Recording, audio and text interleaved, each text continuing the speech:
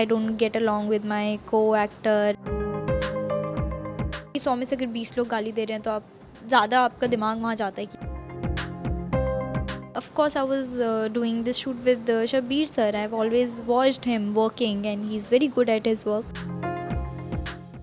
आशी हमारे साथ है, नए शो के साथ आ रही हैं। सबसे पहले तो कॉन्ग्रेचुलेशंस, काफ़ी टाइम लगा दिया आपने वापस शो के साथ आने में। क्या वजह थी जो आपने शो को हाँ कहा, पहले तो वो बताइए। मैंने इतना टाइम लगा दिया, इसका जवाब आप सोनी सबसे पूछिए। शो पहले ऑफ़र क्यों नहीं किया मुझे, अच्छा शो था तो क्योंकि शो अच्छा था, ऑफकोर्स स्टोरी लाइन अच्छी थी और इंटरेस्टिंग था, यही रीज़न था हाँ बोलने के लिए। जब वो मोमेंट क्या था जब आपको पता चला कि शो में आपके अपोजिट रहेंगे शबीर सर? जैसे कि मतलब स्क्रिप्ट जब आपको मिली तभी आपको पता था या फिर मॉक शूट वगैरह के दौरान पता चला? मुझे पहले दिन से पता था, जब मुझे शो पिच हुआ था तब से पता था that he is gonna be in the show and that was also the reason I was excited for the show because तब तक मुझे स्टोरी उतनी ब्रीफली नहीं पता थी, but then I knew that if he is doing the show तो definitely अच्छा होगा and I would really like to work with him. जब आपको पता चला शबीर रहेंगे शो में, उसके बाद गूगल पे क्या क्या सर्च किया आपने शबीर के लिए? नहीं, मैंने उसके बाद तो कुछ भी सर्च नहीं किया, मैंने कुछ सर्च नहीं किया। फिर मैंने एक बार शूट के बीच में ऐसे ही गूगल पे सर्च किया था and then I just got to know about his birthday and that's it. ऐसे मैं बहुत बड़ी स्टॉकर हूँ नहीं। सो शो का क्या मतलब स्टोरी लाइन तो काफ़ी अलग दिखाई जा रही है, मतलब कॉमेडी के साथ साथ मुझे लगता है इमोशनल और मतलब बहुत सारे लेयर्स दिखने वाले। सो अब तक जितना शूट किया आपने, क्या सबसे ज़्यादा एक्साइटिंग लगा आपको? I loved my character. मुझे सबसे ज़्यादा exciting and actually something I am looking forward to watch is all the siblings.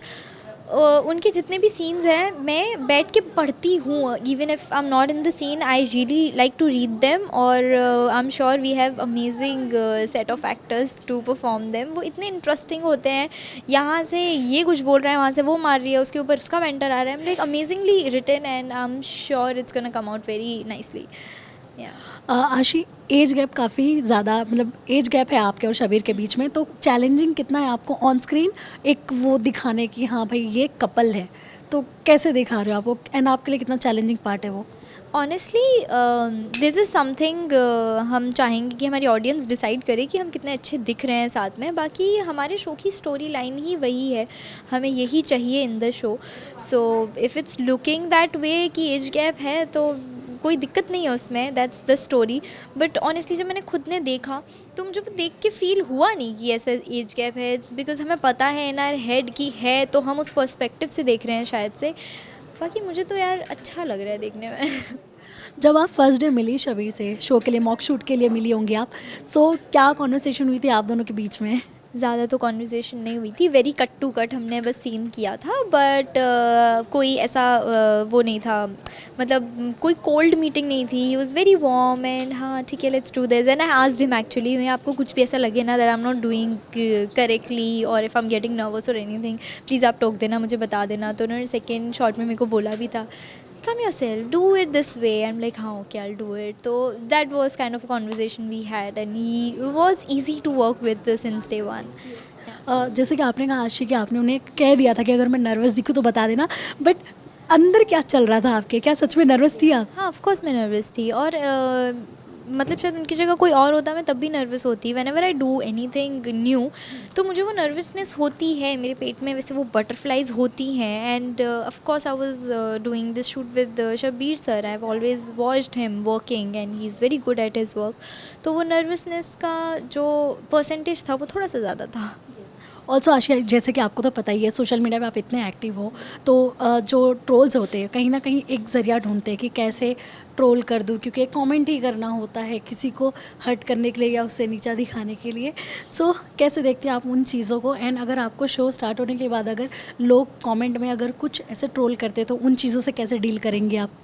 उनसे डील करना ही क्यों है कौन वो लोग, कोई अपने घर में बैठ के आपको क्या लिख रहा है। मतलब अगर आप वो ट्रोल्स भी देखोगे तो वो 100% में से 80% आर गुड, 20% आर बैड। अब वो हो सकता है कि 100 में से अगर 20 लोग गाली दे रहे हैं तो आप ज़्यादा आपका दिमाग वहाँ जाता है कि यार गाली पड़ रही है गाली पड़ रही है, बट 80 लोग अच्छा भी तो लिख रहे हैं ना, तो उन पे ज़्यादा ध्यान देने का। और मैं नहीं उतना ध्यान देती या इतनी तवज्जो देती। अगर कोई कंस्ट्रक्टिव क्रिटिसिज्म है I do take it, but then कोई बकवास कर रहा है तो उसके बाद बहुत टाइम है, और फिर अभी हमारे पास इंटरनेट है बहुत सारा फ्री, तो ठीक है कर लो। ऑल्सो आशीष, जब एक पब्लिक फिगर बन जाते हैं ना आप, तो अलग अलग हेडलाइन से डील करनी ही पड़ती है। आपके लिए भी कई सारी हेडलाइंस बनी है, बट कौन सी वो हेडलाइन है जो पढ़ने के बाद आपको बहुत हंसी आई थी, जवाब देने का मन किया था लेकिन आपने हंस के टाल दिया था? आई तो थी, ऐसे रिसेंटली कुछ नहीं आई, पर पहले आई थी, मुझे याद तो नहीं है, याद नहीं है यार मुझे, पर आई थी, मुझे ऐसा याद है इन माई, हाँ okay, so I was in my last show, पूरी ऐसी एक न्यूज़ थी that I don't get along with माई को एक्टर, एंड ऐसा कुछ झगड़े हैं ये वो, बहुत कुछ ऐसा सा था, तो we were laughing on that particular thing, that's it. क्योंकि कई बार ऐसी खबरें आती है कि दोनों लीड्स का आपस में नहीं जम रहा है, खाली शॉट के वक्त साथ में दोनों आते हैं और हट जाते हैं। हाँ, ऐसी खबरें आती हैं, और बहुत बार ऐसा सच भी होता है ऑनेस्टली, जब आप किसी के साथ पूरा 12-13 घंटे रहते हो तो अप्स एंड डाउन्स होते हैं ना, किसके नहीं होते, हमारे घर में भी तो भाई बहनों से झगड़े होते हैं, तो बस वही जैसे मैंने बोला कि हम नेगेटिव चीज़ों पे ध्यान ज़्यादा देने लग जाते हैं, कोई ये नहीं बताता कि ओ ये दोनों तो बैठ के साथ में खाना खाते हैं, ये दोनों तो साथ में घूमते रहते हैं, बहुत मस्ती करते हैं, लेकिन किसी दिन अगर किसी की बहस हो गई तो इन दोनों की तो बहस होती है, so that is also normal, और काफ़ी लोगों की नहीं भी बनती उतनी कि एक दूसरे की शक्ल भी ना देखें, ट्यूब्स यूज़ करें, but then what to do. So lastly कितना मज़ा आया आपको शबीर के साथ, अब तक के जो सीन्स आपने शूट किए हैं, एंड उनको जब आप कैमरे पे देखती हैं शॉट देते हुए, तो क्या वो चीज़ें आप सीख रही हैं उनसे? क्योंकि कहा जाता है ना, एक्सपीरियंस जितना ज़्यादा होते जाए उतना ज़्यादा इंसान पक्का होते जाता है, तो क्या कहेंगे आप? काफ़ी मज़ा आया मुझे शब्बीर सर के साथ अब तक काम करके, और अभी भी आ रहा है, और आई एम श्योर आगे भी आता रहेगा, उनके पास बहुत कुछ है सिखाने के लिए, और मेरे पास बहुत कुछ है उनसे सीखने के लिए, and I love the way he switches to Yug and Shabbir, cut होते ही वो शब्बीर बन जाते हैं, एक्शन होते ही वो युग बन जाते हैं, और वो दोनों बहुत अलग हैं, so I love that and I am learning it. हाल फिलहाल में जो शोज़ आ रहे हैं बहुत ही कम हैं जो चल रहे हैं, और कुछ ऐसे हैं कि 2 महीने 3 महीने मतलब चलने के बाद टीआरपी की वजह से वो बंद हो जा रहे। कुछ तो शोज़ ऐसे भी नाम आए थे जो 15 डेज शूट करने के बाद भी बंद हो गए, एंड कुछ के तो प्रोमोज भी बाहर आने के बाद वो नहीं आए। तो क्या कहना है आपको, क्यों ऐसा हो रहा है? यार it's a very sad state we are in actually.